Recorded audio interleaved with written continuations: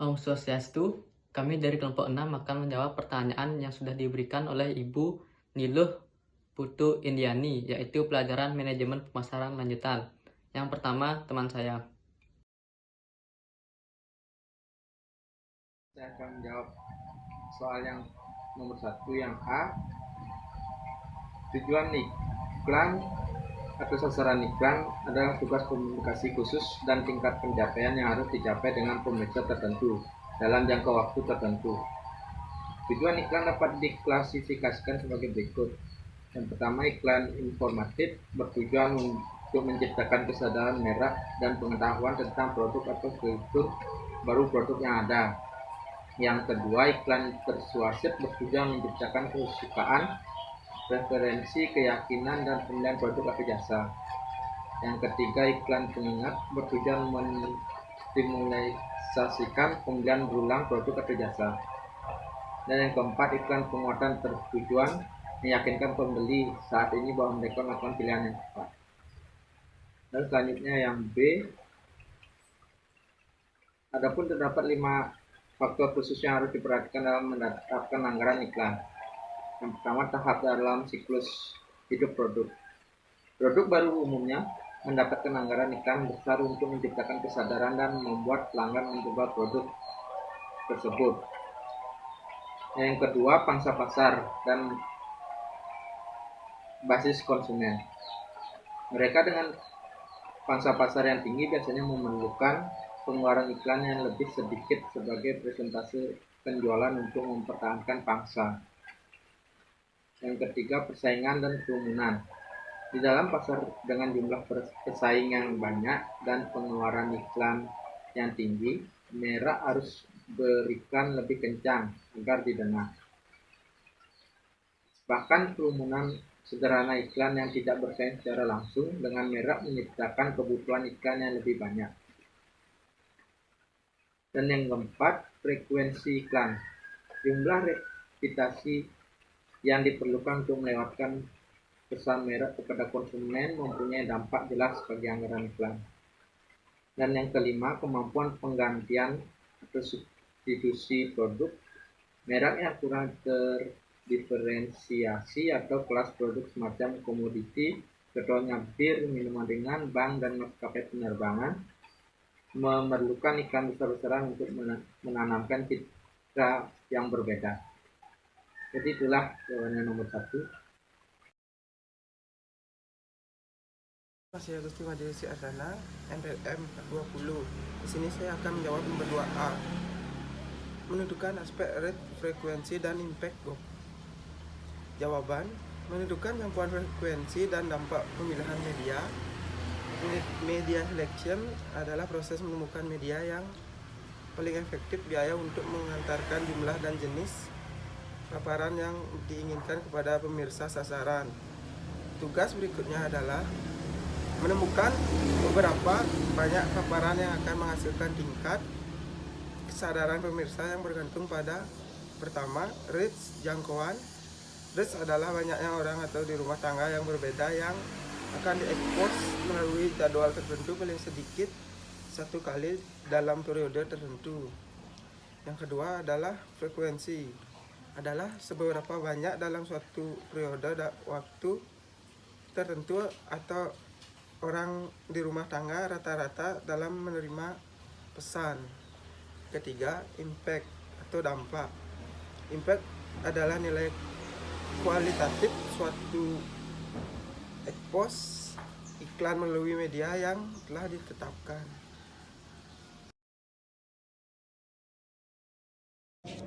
Swastiastu. Saya Putu Aris Prayoga akan menjawab pertanyaan tentang memilih media. Memilih media harus mengetahui kapasitas jenis iklan utama untuk menghantarkan jangkauan, frekuensi, dan dampak beserta dengan biaya. Keunggulan dan batasan harus mempertimbangkan variabel-variabel berikut seperti 1. Target pembaca, yaitu yang akan digunakan untuk mempromosikan suatu produk agar bisa tepat sasaran.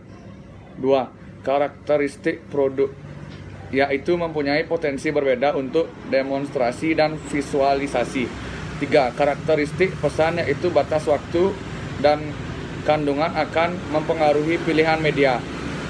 Dan yang terakhir, biaya, yaitu biaya iklan adalah semua pengorbanan yang perlu dilakukan untuk suatu proses pembuatan iklan tersebut. Ya, sekian dari saya tentang jawaban memilih media. Terima kasih. Saya ucapkan Om Santi Santi Santi. Om Swastiastu, nama saya Made Gesindra Gunawan. Saya akan menjelaskan nomor 2 bagian C tentang memahami opsi-opsi alternatif dalam periklanan. Di mana di sini ada 4 opsi alternatif periklanan, yaitu yang pertama ada papan iklan.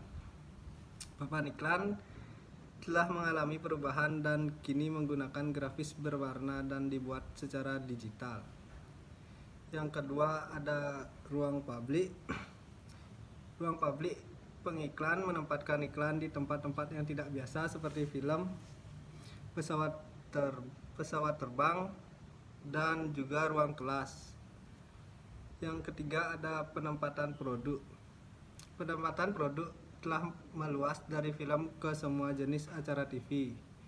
Kadang-kadang penempatan ini merupakan hasil kesepakatan iklan jaringan yang lebih besar, tetapi pada waktu lain penempatan ini adalah hasil gerai penempatan produk kecil yang mempertahankan ikatan dengan pemilik properti dan eksekutif produksi. Yang terakhir ada titik pembelian, di mana ada banyak cara untuk berkomunikasi dengan konsumen pet titik pembelian.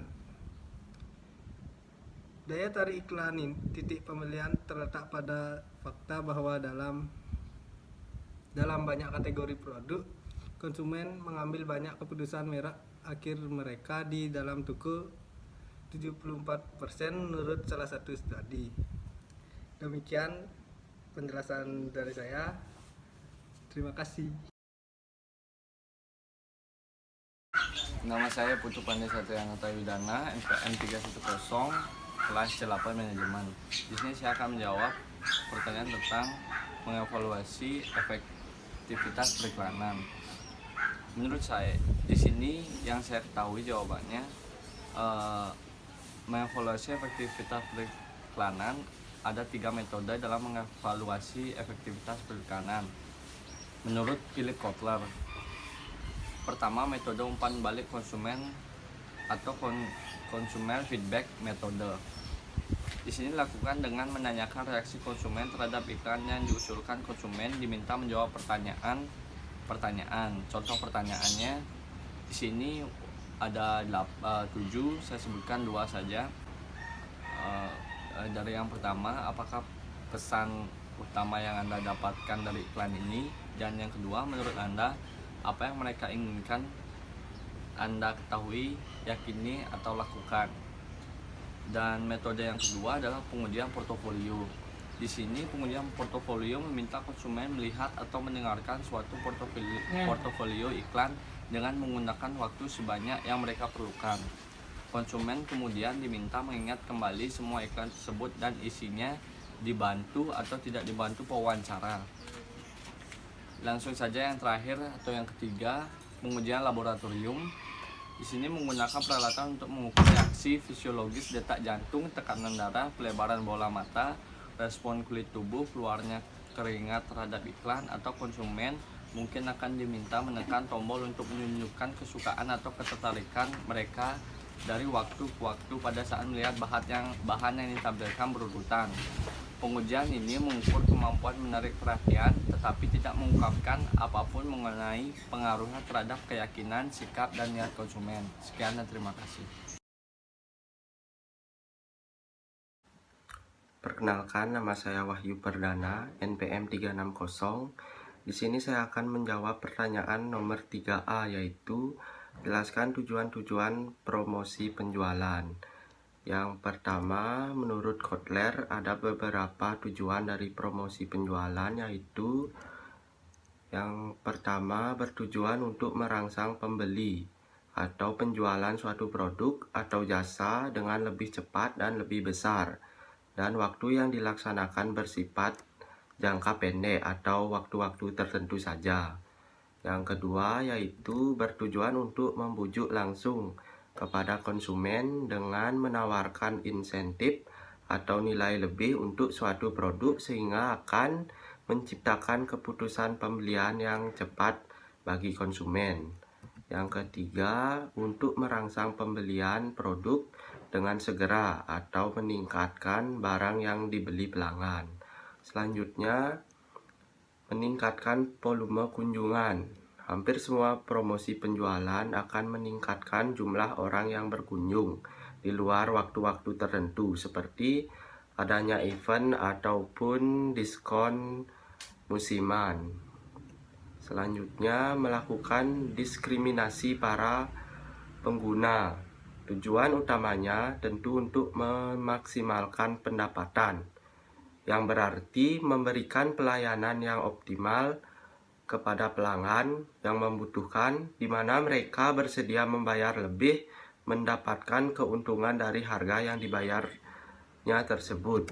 Yang terakhir yaitu promosi penjualan bertujuan untuk menghasilkan prospek bisnis, merangsang pembeli, memberi penghargaan kepada pelanggan, dan memotivasi tenaga penjualan. Sekian jawaban yang saya sampaikan. Saya ucapkan terima kasih. Perkenalkan, nama saya Inyoman Megi dengan NPM 431. Di sini akan menjawab pertanyaan yang nomor 3 bagian B. Soalnya yaitu sebutkan cara-cara atau alat promosi penjualan. Nah, menurut pendapat saya, alat promosi penjualan diantaranya sebagai berikut. Yang pertama itu ada sampel, merupakan tawaran produk gratis atau percobaan gratis kepada konsumen, dan diharapkan mereka menyukai produk tersebut sehingga melakukan pembelian ulang.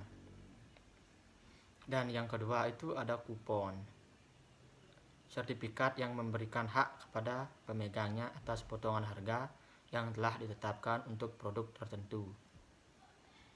Dan yang ketiga ada penawaran pengambilan dana tunai atau rabat, adalah pengembalian uang kembali kepada konsumen apabila ketidaksesuaian antara produk dengan harga atau terjadi kerusakan produk yang dibeli berdasarkan perjanjian. Dan yang keempat di sini ada kemasan harga atau kesepakatan pengurangan harga, adalah potongan harga lebih rendah daripada harga biasa kepada konsumen yang diterapkan pada label atau bungkus. Dan yang kelima itu ada premi atau hadiah. Premi atau hadiah itu adalah barang yang ditawarkan dengan harga relatif rendah atau gratis sebagai insentif untuk membeli produk tertentu. Dan yang keenam itu ada program frekuensi atau program yang diberikan terkait dengan frekuensi dan insentisitas konsumen membeli produk atau jasa perusahaan tersebut. Dan yang ketujuh itu ada hadiah atau kontes, undian, permainan. Barang yang ditawarkan secara cuma-cuma atau gratis atau dengan harga sangat murah sebagai insentif untuk membeli suatu produk. Dan yang kedelapan itu ada diskon atau pengurangan langsung dari harga barang pada pembelian selama suatu periode yang dinyatakan. Dan yang kesembilan itu ada undian. Undian mengajak konsumen untuk mengumpulkan nama mereka untuk diundi. Dan yang ke-10 itu ada promosi gabungan.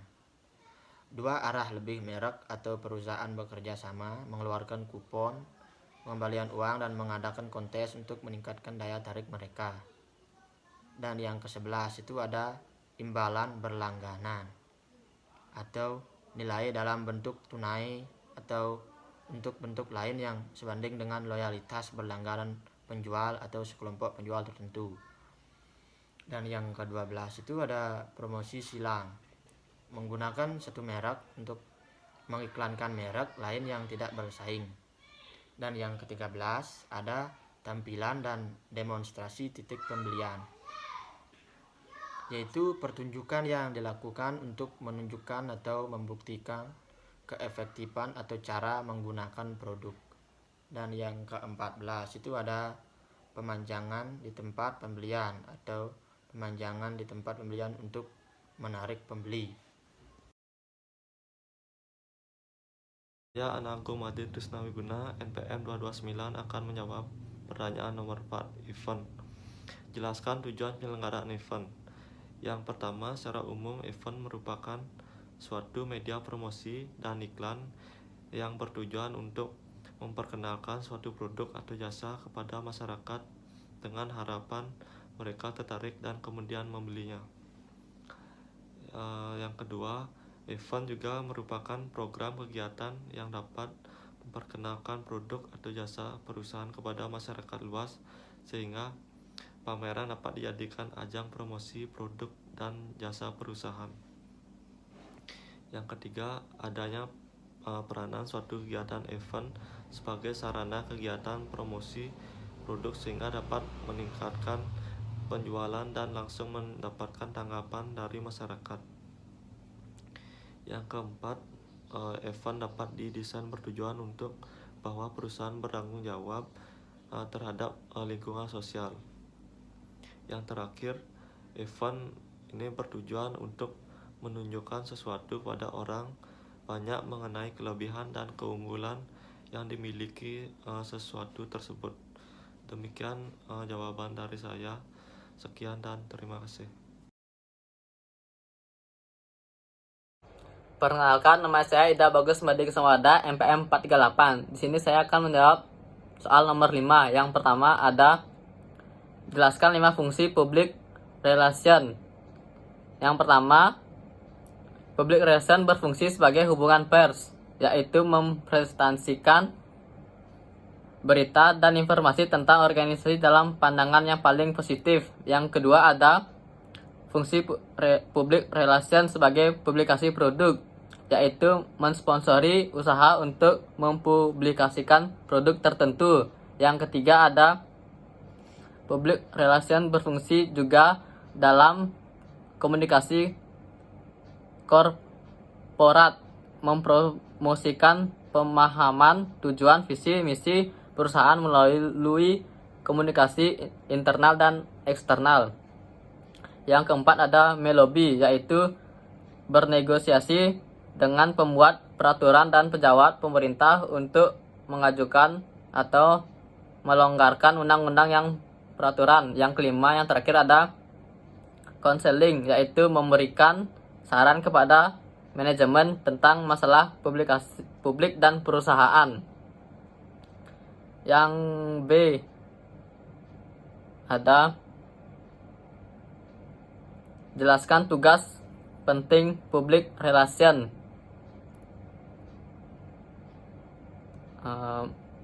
Yang pertama ada counseling, yaitu fungsi public relation dalam memberikan dan menjajakan saran kepada manajemen yang berhubungan dengan kebijakan hubungan dan komunikasi. Yang kedua ada riset. Fungsi public relation ini dalam hal ini adalah melihat tindakan dan perilaku publik dalam rangka merencanakan strategi dan public relation. Riset dapat digunakan untuk membangun rasa saling pengertian atau mempengaruhi dan meyakinkan publik. Yang ketiga ada media relation, yaitu fungsi public relation untuk bekerja sama dengan pihak media yang mencari publisitas atau merespon ketertarikan mereka terhadap lembaga. Yang keempat ada menampilkan pesan terencana yang dimaksudkan untuk menimbulkan ketertarikan lebih jauh lagi. Yang kelima ada employer atau member relation, yaitu fungsi public relation untuk memberikan respon terhadap setiap masalah, menginformasikan dan memotivasi karyawan. Yang keenam ada public affair, public relation membangun keterlibatan efektif dalam kebijakan publik. Yang ketujuh ada isu manajemen. Fungsi public relation dalam mengidentifikasikan dan mengevaluasi isu yang berkembang di publik yang berpengaruh atau berdampak terhadap organisasi. Yang ke-8 adalah financial relation, yaitu public relation dalam menjaga dan menciptakan kepercayaan para penanam modal. Yang ke-8 ada industrial relation, fungsi public relation untuk menjaga hubungan dengan organisasi atau lembaga-lembaga lain yang berhubungan dengan aktivitas organisasi. Hal ini bisa diwujudkan dengan bergabung dengan asosiasi usaha yang berhubungan dengan jalur organisasi. Yang ke-9 ada development atau fundraising, yaitu fungsi public relation dalam menciptakan kebutuhan dan mendorong publik untuk mendukung organisasi, terutama melalui kontribusi finansial. Yang ke-10 ada multicultural relation atau workplace diversity, yaitu fungsi public relation dalam berhubungan dengan individu-individu dari berbagai kelompok, golongan, dan berbudaya. Yang 11 ada special event, fungsi public relation sebagai penarik perhatian masyarakat dengan mengadakan acara atau event. Yang terakhir ada marketing communication, fungsi public relation untuk memadukan aktivitas pemasaran dengan mengadakan kegiatan khusus sekaligus membangun citra publik. Sekian jawaban dari kelompok kami. Jika ada salah kata maupun jawaban yang kurang, kami minta maaf. Terima kasih. Om Santi Santi Santi Om.